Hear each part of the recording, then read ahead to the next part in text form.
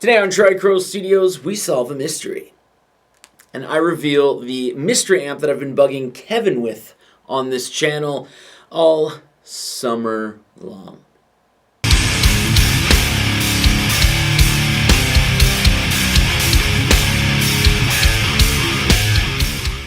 Hey Kevin, how you doing? Now, basically, Kevin, I told you that this amp was a budget-friendly amp that would be able to do like some sort of metal to it. I also let you know that 100 watts and it had presence and resonance controls to it. Now the closest that you got, even though you had a ton of guesses, was it starts with a B. To which I could not reply because, yeah, it starts with a B. It's a Blackstar HT Stage 100 Mark II. Now, I wanted you to, this is where he's going to be like, bam, bam, bam, bam, bam. Price is right. Basically, I used to own an HT20 Studio, which Kevin now owns. And I couldn't really get along with that amp. I don't know if it was... I didn't like the ISF controls, which this does have. I just found that the ISF controls, even though it's more options to it, I found that, like, for some reason it was limiting to me. It was sort of like I couldn't decide what the amp was, and it felt a little solid state-ish. Now, HT, I believe, stands for Hybrid Technology. This is an HT Stage 100 Mark II. So it's going to be the same thing. Definitely it is a tube amp, but I highly doubt that it is an all-tube amp. Now, does that matter? Not really. As long as I can get sounds out of this that I enjoy, and as long as this amp here produces good sounds, then I really don't care if it is an all-tube amp. There are plenty of amps out there that are not all-tube, that are fantastic. So anyway, let's go ahead. I'm going to stop talking about this, and I will unbox this sucker. I never bring a knife, so I'm going to look for a screwdriver. Oh man, they put it in another box! If there's another box in here... Alright, we're good. Alright, so first and foremost, I can open it. We have, yes, ladies and gentlemen, there is a manual. Look at this thing. It's for the Stage 60 and the Stage 100. There's an actual manual. Fantastic. I'm not going to read it.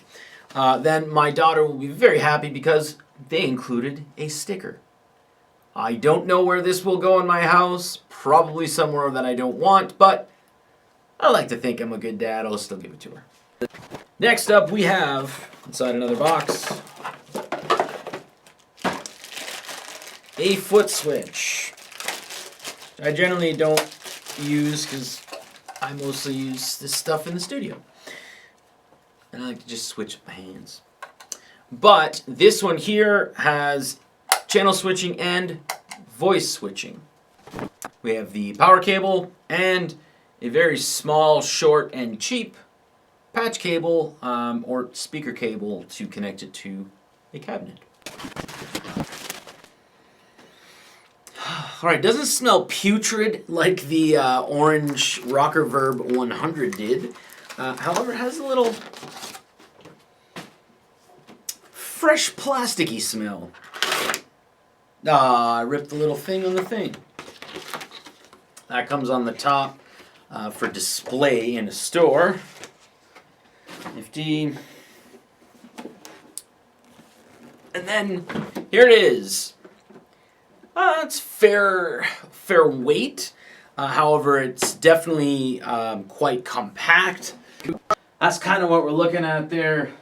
And it's basically along the same size as my Friedman Runt 50. So, let's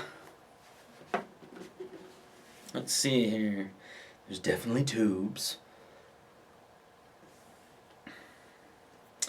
We've got, yes, there's an option to purchase a more expensive foot switch. So there's the 2-way foot switch, the 5-way foot switch, effects loop, reverb, which is digital, so dark versus light. And you know what, to be honest, usually I hate digital reverb, but the reverb on the DSL 100, when it's cranked all the way, is actually pretty good.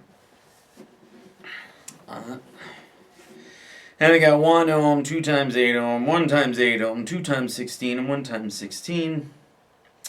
Cool, cool, cool.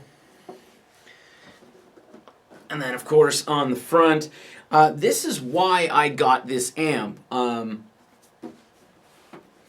If you actually, I've played these before, or like anything in this series, there's no presence or resonance generally for them. So what I've always found when playing it is like, add a little bit of presence there would be nice, where this one has presence and resonance in it. As well, it has, compared to the HT20, which I was used to, it has different voicings per channel here. And it's not really a bunch of things to go over, other than, like, a sound sample. I'll do a metal sound sample.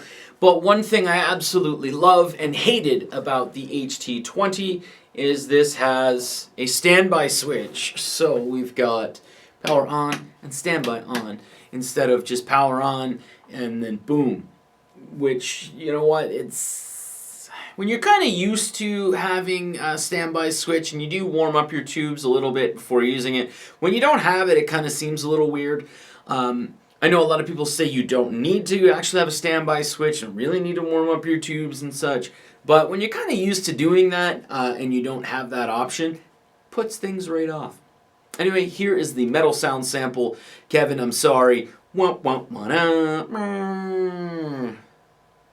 tired and I just got off of work.